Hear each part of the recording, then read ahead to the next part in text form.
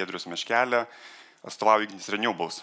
Ir kaip Lauro įžangoje ir pasakė, pabandysim pasižiūrėti, apžvelgti, koks potencialas Lietuvoje yra atsinaujinančių išteklių plėtrai ir kada mes galim pasiekti tą nacionalinį mūsų valstybės tikslą, kad 100% energijos, vidaus vartojimo reikalingos energijos galėtume pasigaminti iš atsinaujinančių išteklių. Tai aš gal pasinaudodamas progą šiek tiek keltą žodžių apie Ignitis Renewables, kurią aš atstovauju. Tai Ignitis Renewables, Ignitis grupė yra atsakinga už vieną iš 4 pagrindinių veiklų. Tai yra strateginis tikslas yra žalios generacijos portfelio auginimas. Tai yra šiai dienai mes turim žalios generacijos per visas rinkas, kur mes veikiam apie 2,5 gigavato. Tai yra tiek veikiantis pajėgumai, tiek statomi, kurie greitai pradės veikti. Tikslas yra 30 metais pasiekti 4-5 gigavatų pajėgumus. Mes savo veikloje fokusuojamės į keletą pagrindinių technologijų. Tai tos technologijos tai yra jūrinis vėjas, tai yra Baltijos regione jūrinis vėjas, tada yra žemyninis vėjas, šalia žemyninio vėjo saulės parkai. Saulės parkai tai yra didesnio masto, tie vadinami industriniai, pramoniniai parkai, kur nuo 10, 20 ir daugiau megavatų. O taip pat elektros energijos kaupimo sprendimai, tai tiek trumpalaikio kaupimo ir talpos, tiek vidutinio, tiek ilgalaikio. Šiek tiek vėliau apie tai plačiau pakalbėsiu. Pagrindinės mūsų rinkos, kuriuose mes veikiame, tai yra Baltijos šalis ir Lenkija. Tai šiai dienai mes turim veikiančius pajėgumus, Estijoje turim veikiantį parką, Latvijoje aktyviai vystom ir statom, greitų metų statysim parkus tiek saulės, tiek vėjo, Lietuvoje turim 5 veikiančius parkus ir aktyviai statom, vystom, Lenkijoje taip pat turim veikiantį vėjo parką Pomeranijos regione, Pomeranija yra vakariniai Lenkijos daly, Gdansko regionas, beveik 100 megavatų ir taip pat šiuo metu statome saulės ir vėjo parkus Lenkijoje. Tai čia yra tos mūsų vadinamos šiai dienai namų rinkos, bet taip pat aktyviai žvalgomės ir į kitas potencialiai galimas rinkas, kur perspektyvoje galėtume plėstis. Tai mūsų Ignitis Renewables paskutiniai keli metai buvo labai aktyvus veikloje, tai labai padidėjo mūsų projekto portfelis, tai tiek veiklos prasme, tiek verslo prasme, tiek vidinė mūsų komanda irgi labai stipriai išsiplėtė. Tai sakysim, aš pats prie Ignitis Renewables prisijungiau prieš keletą metų, tai tuo metu komanda buvo apie 20 žmonių, šiai dienai mes jau turim virš 100 žmonių, perspektyvoje su jūriniu vėju, su visų aptarnaujančių personalu mes matome, kad poreikis bus kelių tūkstančių žmonių. Tai yra toks yra didžiulis augimas. Ir tai, kaip minėjau, yra viena iš 4 pagrindinių Ignitis grupės veiklų, tai šitoj srity tas augimas yra numatomas perspektyvoje didžiausias šitoje veikloje. Tai toks trumpas prisistatymas apie Ignitis Renewables ir toliau tada pažvelkim į Lietuvą. Tai kaip pradžiai prezentacijos ir minėjau, tikslas mūsų yra, visų mūsų tikslas, valstybės tikslas, kad pasigaminti viduj visą vidaus vartojimą ir reikalingą elektros energiją iš atsinaujinančių išteklių. Tai pirmiausia, turbūt reikėtų pažvelgti, kiek mums reikia tos energijos. Ir čia kažkiek atsikartoja duomenys ir ką Dovilė pasakoja, aš gal šiek tiek pakomentuosiu kitais kampais. Tai kairėje galite matyti grafiką, koks yra mūsų vidaus vartojimas. Tai šiai dienai 13, šiek tiek mažiau teravatvalandžių yra vartojimas, perspektyva yra augimo, 30 metais einama link 18 teravatvalandžių. Tai yra daugiau kaip 30% augimas. Ir šitoje vietoje verta paminėti, ką galbūt atkreipė dėmesį ir prieš tai Dovilė minėjo, 23 metai vartojimo prognozė, tai šita prognozė yra daryta šiek tiek anksčiau. Šiai dienai, ką mes matome jau iš faktinių duomenų, kad tas vartojimas bus šiek tiek mažesnis turbūt negu buvo prognozuota 23-24, bet iš esmės pačios tendencijos tai nekeičia. Tendencija yra augimo, virš 30% vartojimo augimas link 30 metų. Toliau grafikas dešinėje pusė, tai jisai parodo didžiausią pikinę sistemos pareikalavimo galią. Tai yra kairėje pusėje buvo metinis vartojimas, čia yra tam tikra momentinė pareikalaujama tam tikrų momentų gale. Tai tokie atvejai dažniausiai Lietuvoje nutinka žiemos mėnesiais, gruodžio mėnesį paprastai tai būna, kai ta didžiausia galia yra pareikalaujama. Tai čia irgi yra augimas pakankamai didelis. Nuo dabartinių 2,2 gigavatų augimas perspektyva matomas iki 2,8 gigavatų. Augimo tendencija, matot, galios, didžiausias pareikalavimas galios lyginant su elektros vartojimu yra šiek tiek nuosaikesnė ir tam paaiškinimas yra, kad faktoriai, kurie kurie didelė dalimi lems vartojimo augimą, tai yra elektromobilio tinklo plėtra, šilumos siurbliai, ir kas liečia tą pikinę pareikalavimo galę, tai jų paklausa yra šiek tiek lankstesnė. Tai yra, jiem nereikia ten visiems žiemą, gruodžio mėnesį, 7 val. Vakaro tenai pradėti naudoti elektros energiją. Dėl to yra tas nuosaikesnis augimo grafikas. Tai čia yra, kiek mums energijos reikia šiai dienai ir kiek planuojama, kad reikės 30 metais. Toliau keliavom į kitą skaidrę ir šioje skaidrėje jūs galite matyti, kiek šiai dienai mes gebam pasigaminti viduje elektros energijos ir kiek importuojam. Tai čia turbūt niekam nėra paslaptis, dauguma turbūt, kas domintis energetika, šitos duomenys puikiai žino, tai yra kairėje pusė 22 metų faktiniai duomenys, tai yra 2/3 elektros yra importuojama, apie 10% elektros yra pagaminama vietoj šiluminės elektrinėse ir virš 20%, apie 21% yra atsinaujantis ištekliai. Atsinaujančiuose ištekliuose dominuoja žemyninio vėjo generacija. Tai čia yra 22 metų metiniai duomenys, tada dešinėje pusėje, jeigu pažiūrėsime grafikas, yra, čia jau mes keliavome 23 metų vasarą, tai yra Liepos mėnesio faktiniai duomenys. Matom, kad importas jau nuo 70% traukiasi iki 50%, pusę pasigaminam vietoj. 6% yra šiluminės elektrinės, kita dalis yra virš 40% yra vietinė generacija atsinaujančių išteklių. Matote, procentų skirtumas yra didelis. Kas tą lemia? Vienas labai paprastas paaiškinimas, aišku, tai vasara, saulė, daugiau gamina saulės elektrinės. Bet ne tik tai. Ką jau kažkiek ir Dovilė minėjo, ir vėliau savo pristatymos parodysiu, yra labai spartus augimas instaliuotos galios, naujų pajėgumų. Tai yra tiek žemyninio vėjo, tiek saulės. Ir tie rezultatai, kai mes turėsim jau pilnus 23 metų duomenis, tai matysim nuo to 21% tikėtina, kad bus gan reikšmingas augimas. Tai tikrai nesieks 44%, kai buvo vasaros mėnesį, kai saulės pajėgumai yra pilnai išnaudojami, bet bus tikrai reikšmingas augimas. Keliaujam toliau. Pažiūrėjom, kiek vartojam, kiek šiai dienai turim generacijos pajėgumų. Tai kairėje pusėje skaidrė irgi dar kažkiek detalizuoja, kiek turim galių įrengtų šiai dienai. Tai šiam momentui žemyninio vėjo turim 1,2 GW, saulės turim 0,9 GW, artėjam prie gigavato, metų pabaigai tikėtina ir bus pasiektas gigavatas. Tai bendrai vėjas plus saulė yra šiek tiek virš 2 GW. Dabar kokia prognozė dėl 30 metų? 30 metam yra prognozuojama tam, kad padengt vidaus vartojimą ir kokią proporciją tarp tų skirtingų technologijų turėtų būti, tai kad žemynis vėjas pasieks 3,6 GW, saulė 4,4 GW, jūrinis vėjas 1,4 GW. Matot, koks skirtumas. Pasižiūrėsiu grafiką, atrodo gan reikšmingas šuolis, liko 7 metai, žinot, energetikos projektai per metus per 2 nepasistato, tam reikia daugiau laiko, ar tai įmanoma. 23 metų grafikas, tie 2 GW, čia reikia suprasti, kad tai yra tai, kas yra jau šiuo metu veikia. Dabar apie tą plėtros tempus, kokia sparta vyksta ta plėtra, tai prieš metus, tas 22 metais, tai reikėtų tos pajėgumus pjauti kažkur per pusę. Tai yra tiek vėjas, tiek saulė, pusė šitų pajėgumų prisidėjo šiais metais ir dalis jų dar negeneravo pilna apimtim nuo metų pradžios, nes jie buvo įjunginėjami metų eigoje. Bandomos eksploatacijos režime dalis yra, kur irgi yra testuojama, neveikia pajėgumų, bet tokia yra plėtra, padvigubėjimas įvyko praktiškai per šiuos metus. Dar į ką svarbu atkreipti dėmesį, sakysim dabar atskirai, jeigu žiūrėt per technologiją, žemyninis vėjas, tai iš to 3,6 perspektyvos, tai šiai dienai jau beveik visa šita dalis yra tinkluose, tai yra elektros perdavimo tinkluose, litgridai yra rezervuotos galios. Ką tai reiškia? Tai reiškia, tai jie yra arba jau statybų kažkurioje stadijoje, arba jie yra vėlyvoje vystymo stadijoje, artėja link statybų stadijoje ir visos tos rezervacijos yra padengtos vystytojų garantiniais įnašais.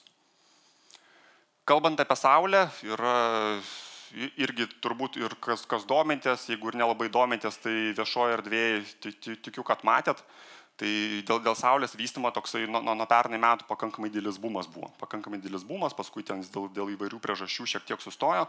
Tai yra pernai metais dėl įvairių priežasčių, dėl išaugusių elektros kainų, dėl tam tikrų reguliacinių pokyčių, taip vadinamas proveržio paketas, kai buvo pernai vasarą pakeista daug įstatymų reglamentuojančių atsinaujinančių išteklių veiklą, tai tos procedūros buvo supaprastintos, todėl labai daug kas puolė rezervuotis saulės galias, saulės parkų vystymu.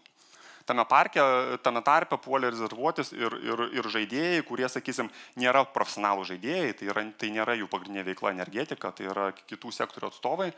Ir dabar, ką mes matom, praėjus metam pasikeitus šiek tiek situacijai, tai yra elektros kainom stabilizavusis, kapitalo kaštam išaugus, kyla didelių klausimų, kiek yra tvarios tos rezervacijos, kurios dabar praktiškai užpildo tuos visus 4,4, netgi, kiek žinau, viršė, man atrodo, net.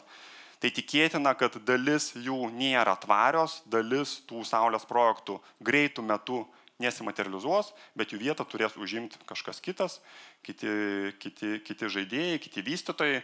Saulės projektai vystosi greičiau, gyvenime greičiau negu vėjo projektai, tai tam dar yra laiko iki 30 metų pasiekti tokias prognozuojamas galias. Ir viršuje tai yra jūrinis vėjas, tai yra labai svarbi dedamoji mūsų visam elektros gamybos, elektros generacijos mikse. Tai irgi turbūt teko girdėti, kad tas 1,4 gigavatų yra padalinta po 700 megavatų. Dėl vieno 700 megavatų parko šią vasarą vyko konkursas. Mes, Ignitis Renewables, kartu su partneriais Ocean Winds, potencialiai esam šito konkurso laimėtojai, kol kas dar oficialiai tie duomenys nėra patvirtinti, bet apie mūsų kaip potencialius laimėtus mes esame ir viešai išsikomunikavę. Kito parko 700 megavatų galios konkursas pagal paskutinę informaciją, kuri buvo pateikta viešai šią savaitę, tikėtina, kad jisai įvyks kitų metų pradžioje, tikėtina, kad sausį. Dar tam tikros konsultacijos rinkos dalyviais bus, bet tikėtina, kad jisai buvo planuota šių metų pabaigoje, tikėtina, kad kelsis į kitų metų pradžią. Tai kairėje pusėje yra galios. Dabar, kad suprasti, kiek tos galios, skirtingų technologijų, kiek jos generuoja elektros energijos. Tai kas domitės energetika, turbūt žinote, kad skirtingos technologijos, jų tam tikras galios vienetas generuoja skirtingą kiekį elektros. Tai pavyzdžiui, saulės parko 1 megavatas, tai nominalios galios 1 megavatas, tai sakysim, idealiom laboratoriniam, teoriniam sąlygom, tai jisai per metus maksimum galėtų sugeneruoti 8760 megavatvalandžių. Tai yra tiek, kiek 5 teravalandų, tai maksimaliai teoriškai tiek galėtų sugeneruoti, bet praktiškai to nėra. Praktiškai mes žinom, kad Lietuvoje generuoja 1 megavatas saulės apie 1000, šiek tiek ten nuo techninių niuansų priklausomai virš 1000 megavatvalandžių. Ir šitam santykiui skaičiuoti, mes šitoje industrijoje naudojam tokią savoką kaip galios faktorius, angliškai tai yra capacity factor. Tai yra saulėje šitas galios faktorius, jisai yra apie 11%, tarp 11-14 gali svyruoti priklausomai nuo niuansų visokių. Žeminiam vėjui galios faktorius yra apie 35%, plus minus keli procentai, tai jau matom iš karto žemininis vėjas. To paties galios vieneto generacija yra 3 kartus didesnė negu saulės. Jūrinis vėjas yra dar didesnė generacija negu žeminio vėjo, tai yra tas galios faktorius yra apie 45-46%. Tai dabar pritaikius tas prielaidas, tos koeficientus prie šitų galių, mes matom, kokia yra potenciali generacija, kokie šitos galios galėtų generuoti. Tai 23 metam šiai dienai generuoja dar šiek tiek mažiau negu čia parodyta. Čia yra potencialas, kai jau pilna galia ištisus metus šitie pajėgumai veiks. Tai link 5 teravatvalandžių esame pajėgumai saulės ir vėjo galėtų generuoti. Raudonas brūkšnys, matot, dabartinis vartojimas 12-13 teravatvalandžių, tai yra trūkumas susidarantis. Žiūrint į 30 metus, tai potencialas, matot, viršyje 20 teravatvalandžių. Kai prognozuojamas vartojimas bus apie 18 teravatvalandžių 30 metais. Tai čia, šitas grafikas, jisai iš esmės ir pagrindė ir atsako į tą klausimą, koks yra potencialas ir ar tai yra pasiekiama ir ko reikia, kad tą pasiekti. Tai aš manau, kad tai yra pasiekiama. Labai svarbi dedamoji bus sėkmė į jūrinio vėjo. Jūrinio vėjo projektų, nes matom, kad, sakysim, galios prasme tai yra mažiausia dalis, bet imant generacijos prasme tai yra labai reikšminga dalis. Ir be jūrinio vėjo ta nepriklausomybė energetinė, jinai iki 30 metų sunkiai būtų pasiekiama.